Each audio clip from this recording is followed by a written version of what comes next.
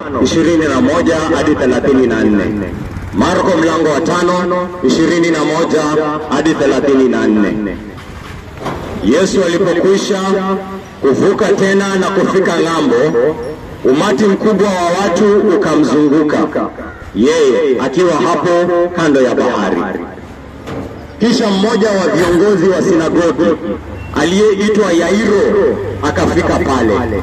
Naye alipomwona Yesu akapiga magoti miguuni pake. Wale ambao wanasema Yesu hawezi kupiga magoti, haya huyu alipiga. Alikuwa anaomba kitu. Akapiga magoti miguuni pake akamsihi akisema, binti yangu mdogo ni mgonjwa mahututi, tafadhali na kusihi, njoo uweke mikono yako juu yake ili apate kupona, naye atakuwa hai. Hivyo Yesu akaenda pamoja naye. Yesu amejawa huruma, alimsikia. Umati mkubwa wa watu ukamfuata, nao watu wakawa wanamsonga. Hapo palikuwa na mwanamke aliyekuwa amesumbuliwa na tatizo la kutokwa damu kwa miaka 12. Mwanamke huyu alikuwa ameteseka sana kwa mikono ya matabibu wengi na kutumia kila kitu alichokuwa nacho, lakini badala ya kupona hali yake ilizidi kuwa mbaya. Alikuwa amesikia habari za Yesu, naye akaja kwa nyuma yake kwenye umati wa watu, akaligusa vazi lake, kwa maana alisema moyoni mwake, kama nikiweza kuligusa vazi lake tu nitaponywa. Mara kutoka damu kwake kukakoma, naye akajisikia mwilini mwake amepona kabisa. Amen. Nitasimamia hapo 29. Hapo nimesoma hadithi mbili za watu wawili. Nimesoma hadithi ya Yairo ambaye ni mkubwa wa sinagogi pale, na nimesoma hadithi tena ya mwanamke ambaye alikuwa anatokwa na damu. Alikuwa anatokwa na damu huyu mwanamke kwa miaka 12. Miaka 12.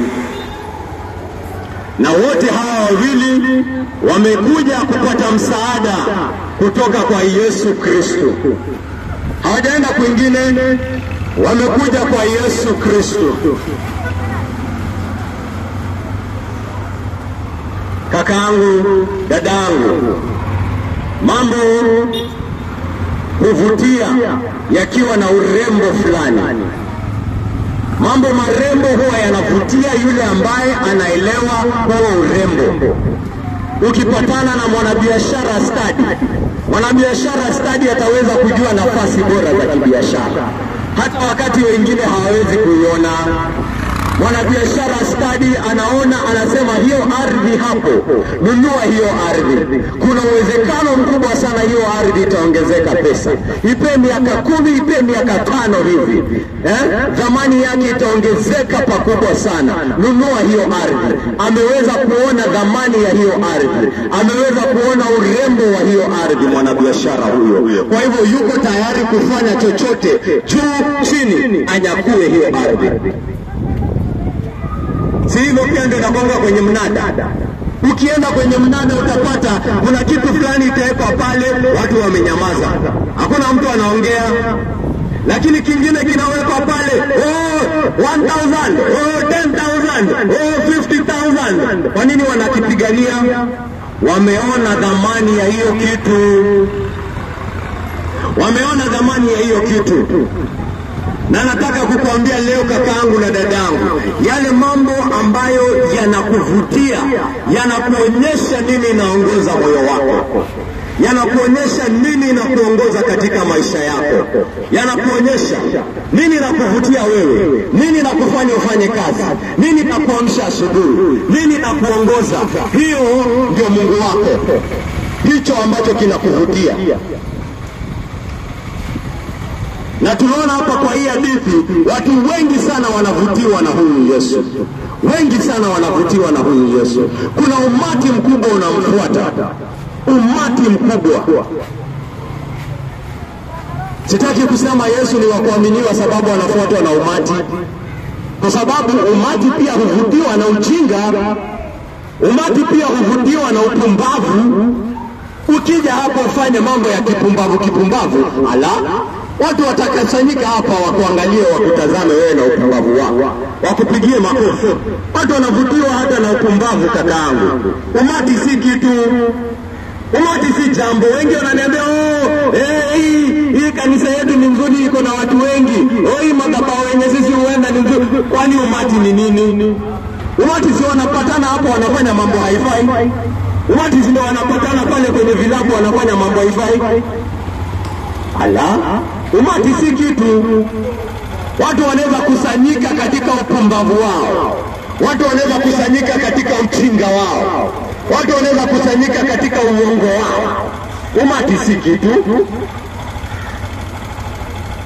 Wengi sana wamekusanyika, wameshikana mikono, wanadanganyana tu, wanasonga kama umati, wanadanganyana, wanasema angalia, tuko wengi, tazama tuko wengi. Sasa ukikuwa wengi kakaangu, inafanya jambo ambalo unasema ni kweli. Si watu walikuwa wanakataa kuosha mikono, haina manufaa. Haya basi wakabaki hapo na umati mkubwa, hawataki kuosha mikono. Walihara na umati mzima ambao walikuwa wanashikana katika upumbavu wao. Hadi wajua ukisipoosha mikono kuna uchafu pale, ukienda kula na hiyo mikono utakufa, utapata kolera. Lazima ushike. Umati si kitu. Kama kitu ni kweli. Kama Mungu wako ni wa uongo, hata mkue watu milioni 1 bado ni wa uongo. Wewe na umati wote mtahara. Mnafikiri ni mchezo haya maneno? Watu wanashikana katika upumbavu. Ni nini kinakuvutia katika dini kakaangu? Nini kinakuvutia katika dini? Nini kinakufanya uamke asubuhi kwenda sala zako? Nini kinakufanya ufunge? Nini hiyo inakuongoza kakaangu?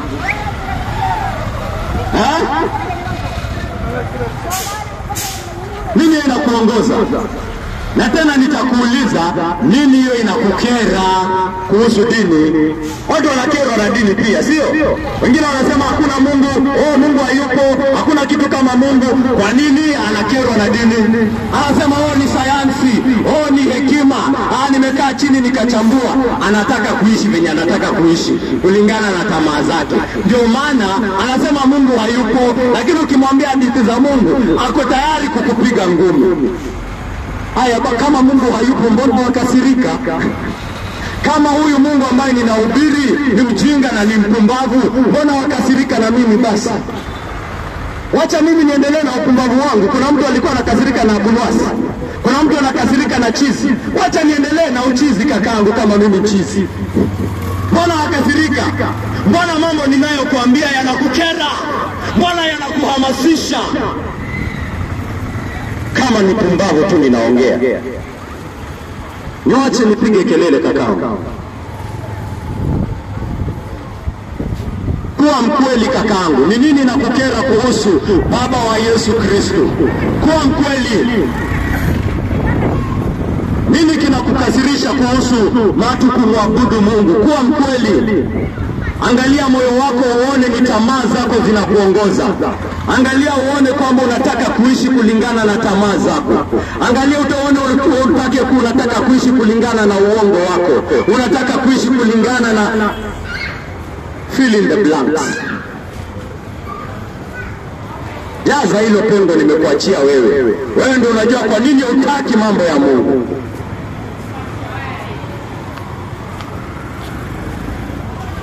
Hata wale ambao wanasema wanamfuata Yesu, ni nini inakuvutia katika huyu Yesu Kristo? Jiulize hiyo swali wewe unajiita Mkristo.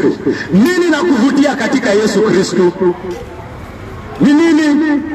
Wengine wanasema nampenda Yesu, lakini amekuja pale akisema Yesu atanitafutia pesa, Yesu atanitafutia gari. Wewe kumaanisha hiyo gari isipokuja Yesu anakuwa ana kwake. Wewe anamtaka Yesu kweli? Wewe anataka gari, wewe anataka biashara, anataka kuwa mashuhuri, na ile siku ambayo itampasa ateseke kwa ajili ya Yesu Kristo hataki. na anajiita Mkristo, anajiita mfuasi wa Yesu. Wewe ni Mkristo wa wapi? Hata wewe jiulize, kwa nini unamfuata Yesu? Nini inakuvutia? Nini unaona ni cha maana sana katika huyu Yesu Kristo? Nini kimekuleta kwake wewe?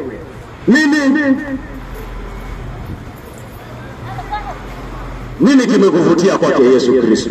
Si wote wanaotaja jina lake tukufu wanatambua ukweli wake. Sio wote wanaotaja jina lake tukufu wanamwabudu kwa ajili ya utukufu wake. Kusikia haya maneno ninayotaja, Yesu Kristo amesema yeye ndio mfalme wa juu, hakuna yule ambaye yuko juu yake, na akituamrisha tuhubiri neno lake tunalihubiri. Mimi sihubiri hekima ya kibinadamu kakangu, mimi sihubiri hekima ya kibinadamu, nahubiri Yesu Kristo peke yake, kulingana na neno lake peke yake. Wewe ukitaka kuhubiri dini yako, mimi sitakukataza. Asubuhi hadi jioni mimi usikia dini zingine zikihubiriwa hapa. Ijumaa nasikia dini ikihubiriwa, sijawahi kemea mtu. Sasa mimi wacha nihubiri kulingana na Biblia kakaangu, na nawahubiria tena. Yule ambaye anasema nimemtusi aniambie, na nikiweza kumuonyesha kwenye Biblia ujue si maneno yangu. Si mimi nimeandika hii Biblia, si mimi nimeiandika, si mimi nimeiandika, sijaandika Biblia. Twende kazi. Haya, tunaona watu wawili hapa wakimfuata Yesu Kristo.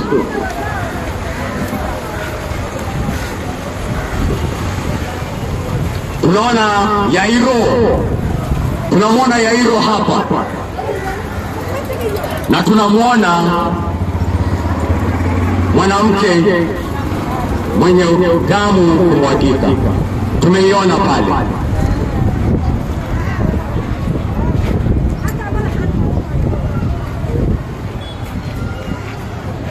Hao wamemwona Yesu, hawajakuja kwa ajili ya pesa, hawajakuja kwa ajili ya utukufu katika miongoni mwa wanadamu, hawajakuja kwa njia yoyote nyingine. Wamekuja kwa sababu wameona utukufu wa Yesu Kristo. Wamekuja kwa sababu wameona ukubwa wa Yesu Kristo, na wamekuja kwake. Kuna mmoja ameona kwamba Yesu Kristo ana nguvu ya uponyaji, na amekuja kwa ajili ya huyu ambaye ana uwezo wa kumponya mwana wake ambaye ameugua.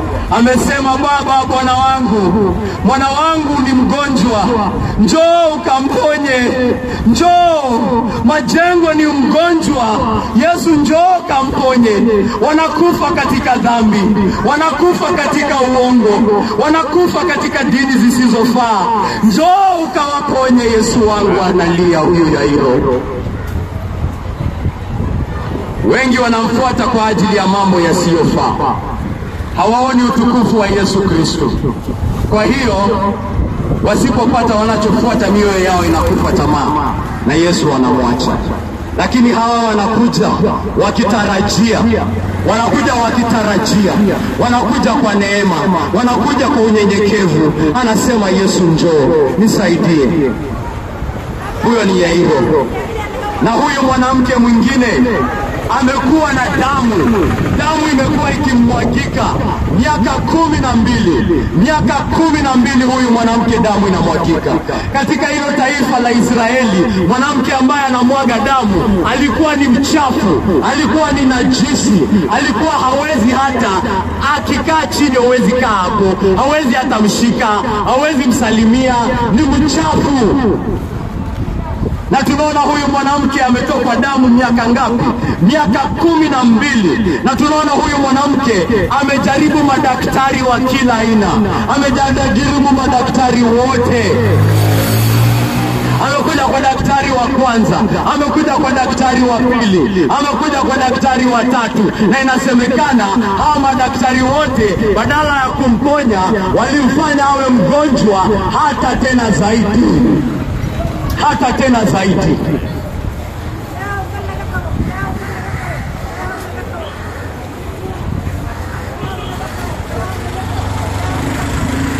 Alikuwa amejaribu sana, lakini anaugua zaidi. Lakini kwake Yesu aliona ukamilifu wa uwezo wa kuponya, aliona ukamilifu, hakuona upungufu wowote. Ndio maana moyoni mwake mwanamke huyu anasema, sihitaji hata kwenda kwake, nikigusa tu vazi lake hivi, nikigusa tu vazi lake hivi tu nitapona. Huyu ni mwanamke ameenda kwa matabibu wengi sana. Huyu ni mwanamke ameenda kwa matabibu milioni. Lakini bado kwake Yesu haendi pale kufanya consultation. Anasema huyu Yesu venye nimemuona, huyu Yesu utukufu wake vile ninauona, huyu Yesu ukubwa wake vile ninauona, hata sihitaji kwenda kwake, ninahitaji kugusa tu vazi lake. Vazi tu kuligusa, niguze tu vazi lake. Ninaona kuna umati mkubwa, ninaona watu wamemjawa pale, lakini sasa nitamfikia aje? Hata nikiweza kupigana, kwanza hata watu wakijua mimi ni mwanamke ninatoka damu na niko hapa miongoni mwa watu, wakinijua watanipiga mawe kwa sababu sifai kuwa kwa umati. Kwa hivyo hata sitaambia mtu, nitaenda tu nifanye nini? Niguze vazi lake. Na nitajua nikimgusa huyu, hata si lazima nimguze ngozi yake, si lazima nimguze kichwa chake, si lazima nimguze uso wake, nikugusa tu vazi lake, pindo la vazi ile ambalo liko pale nyuma, liko pale nyuma kama vile linatembea kwa kanzu. Ameona ukamilifu wa uponyaji ndani ya Yesu.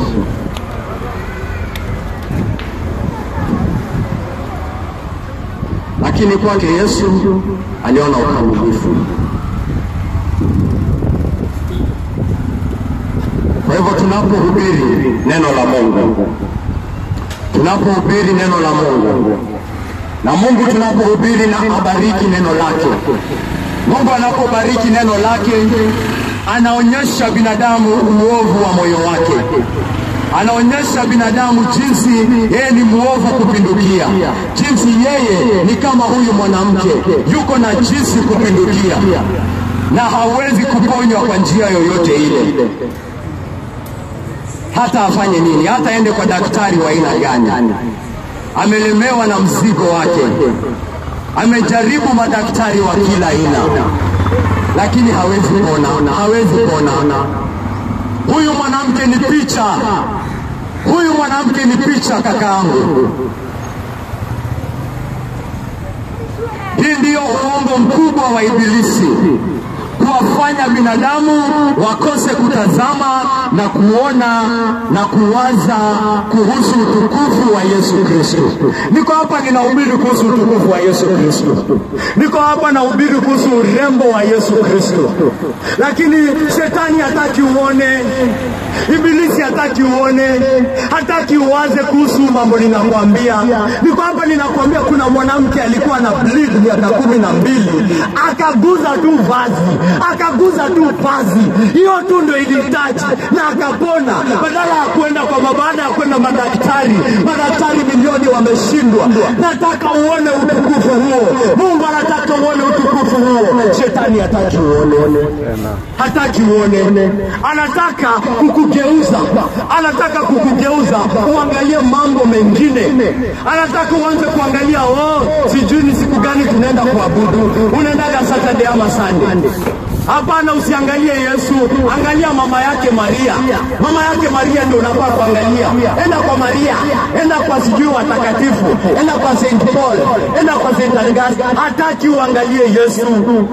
Hapana, usiangalie Yesu, angalia kufunga kwako. Hiyo ndio itakuokoa. Unafunga ya kutosha, unafunga ya kutosha, unasali ya kutosha, unafanya matendo mema ya kutosha.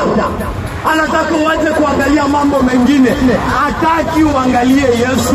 Anataka macho yako yawe kwa mambo yote mengine ila Yesu Kristo. Hiyo ndio hataki uangalie.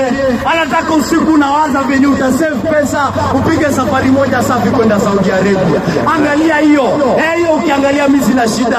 Angalia umefunga mara ngapi? Umefunga mara ngapi mwezi? Hiyo haijatosha. Ongeza 4. Umefanya sala zako zote wewe. Hakikisha umefanya sala zako zote. Anataka uangalie hiyo yote. Uko pale uko na wasiwasi usiku. Sijafanya hii, sijafanya hii.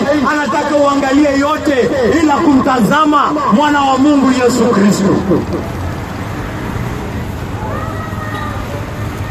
Hiyo ndio hataki uangalie.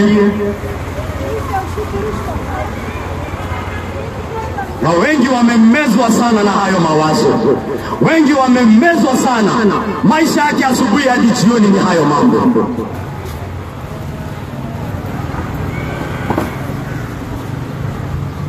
Ila mwana wa Mungu hiyo hataki. Anataka madaktari wote wengine. Anaenda kwa madaktari wote wengine kama huyu mwanamke. Na hao madaktari badala ya kumsaidia, imeandikwa akienda kwa daktari hata anakuwa mbaya zaidi. Ndio anaoza hata vizuri sasa. Ndio anamalizika hata vizuri kabisa. Anaenda kwa madaktari wote, na kuna daktari ambaye akienda kwake hata si lazima afanye consultation, ni ushike nguo yake. Ushike nguo. Huyo mwanamke baada ya miaka 12 ya kuenda kwa madaktari, pesa zake zote zimeisha. Alipona tu kwa kushika nguo ya Yesu, kushika nguo tu. Yani hata anakaa chini anasema nimekuwa nikifanya nini muda yote. Na ningeenda tu kwa Yesu. Ningeenda tu kwa Yesu, story ingekuwa imeisha kitambo sana. Nimefunga kakaangu, mtu venye mimi nimefunga wewe. Kakaangu ningeenda tu kwa Yesu. Ulimwengu pia unatambua uko taabani. Ulimwengu unatambua uko katika shida. Lakini watasikia madaktari wote. Watasikia madaktari wote ila Yesu Kristo. Elimu inasema aje? Sayansi inasema aje?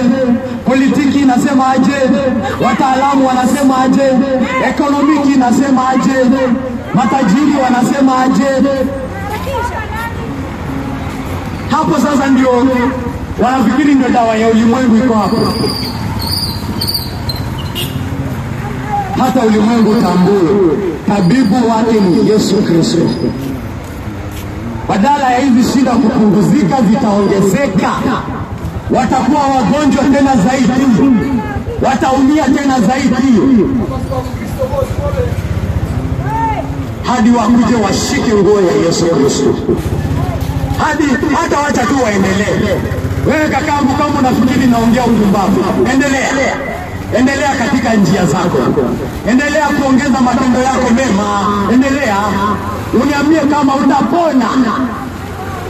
Niambie kama utapona kutoka kwa matendo yako. Biblia inasema matendo yako hayatoshi. Hata ufanye matendo mazuri kuanzia leo hadi kufa kwako, haitoshi. Haitoshi. Wewe endelea hadi unyenyekezwe na Mungu. Mungu atakunyenyekeza kama huyu mwanamke.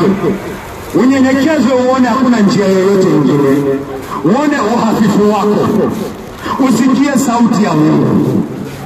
Tunapoleta sauti ya Mungu hapo upate kuisikia. Uone ukubwa wa neema yake. Usikie akikwambia ni kwa rehema zangu peke yake utapona. Rehema zangu peke yake ndio utapona. Nguvu yangu peke yake ndio inashinda kifo. Nguvu yangu peke yake ndio inashinda dhambi. Ndio maana nimemtoa mwana wangu wa pekee. Kwa nini unafikiri nimtoe mwana wangu wa pekee? Unafikiri nachukia mwana wangu? Unafikiri nachukia mwana wangu? Mungu anakuuliza leo. Unafikiri namdharau? Nampenda kuliko ulimwengu mzima. Lakini kwa ajili yako wewe mwenye dhambi wewe, ninajua wewe ni mgonjwa kupindukia. Hakuna daktari yako na dawa yako. Ni mimi pekee ninaweza kukuponya. Ni mimi pekee ninaweza kukuponya. Na nitakuponya kwa damu ya mwana wangu Yesu Kristo.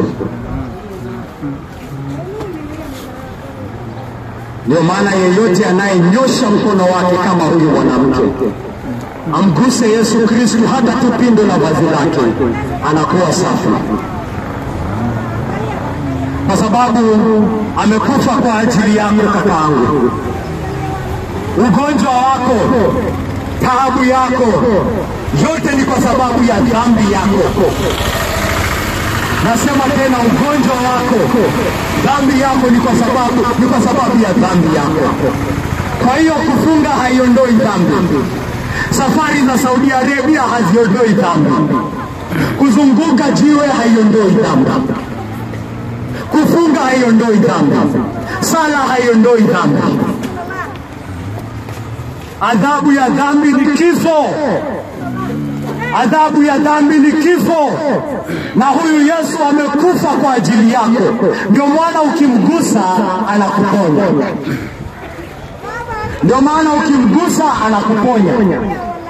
Ilikuwa ya kwamba huyu mwanamke venye ni mchafu alikuwa akigusa Yesu Kristo, ni Yesu Kristo anafaa kuchafuka.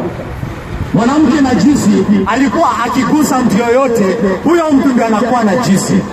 Lakini akimgusa Yesu Kristo anakuwa safi. Kwa sababu gani? Sababu Yesu Kristo amekufa na amefufuka kwa ajili yake. Amen.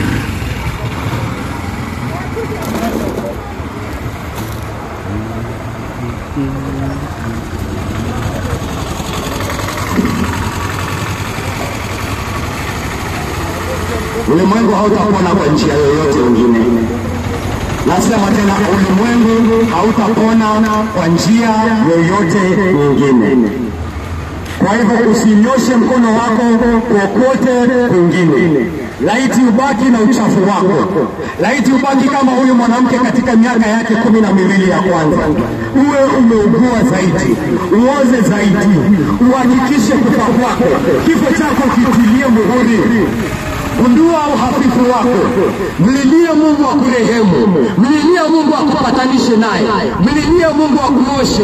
Mlilie Mungu akutakase, naye atakusikia na atakufanya hii mambo yote katika Yesu Kristo.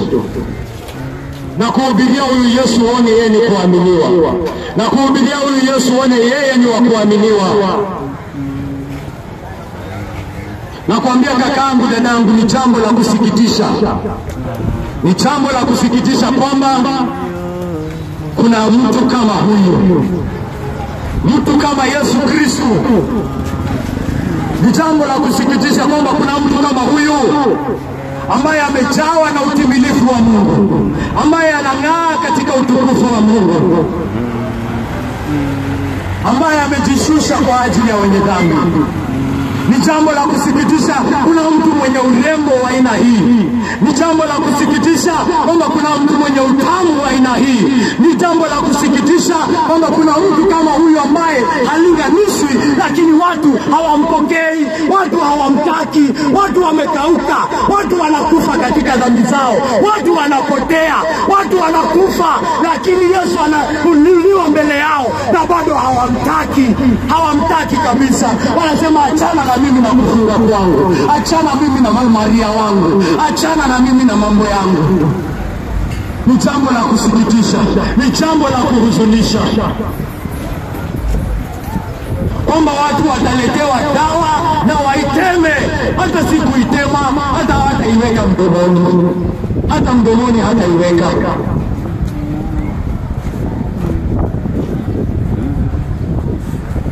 Ijulikane neno la Mungu lilifika kwenu siku ya leo. Ijulikane sikumdanganya yeyote. Ijulikane sikumfurahisha yeyote. Ijulikane hapa siku ya leo nimehubiri neno la Mungu jinsi ambavyo limefunuliwa kwangu katika Biblia. Jinsi ambavyo limefunuliwa kwangu na Roho wa Mungu. Ijulikane sija kudanganya. Ijulikane Yesu amewekwa mbele yako, amehubiriwa mbele yako kwa njia ambayo unaweza kuelewa. Ijulikane.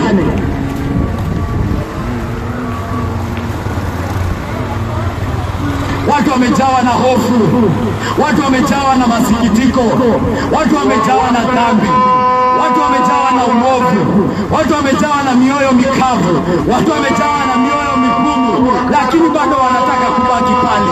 Wananyosha kunyosha mikono yao kwa mambo mengine. Na kuita leo, huo mkono wako utoe unao kunyosha, unaonyosha kwa kufunga, toa hapo, nyosha kwa nguo ya Yesu. Wewe nyosha kwa sala zako, toa hapo, inyoshe kwa Yesu. Amen. Umenyosha sijui wapi, toa hapo, inyoshe kwa Yesu. Amen.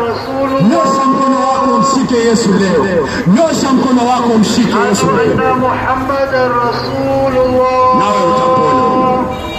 Hakika na kuhakikishia leo utapona.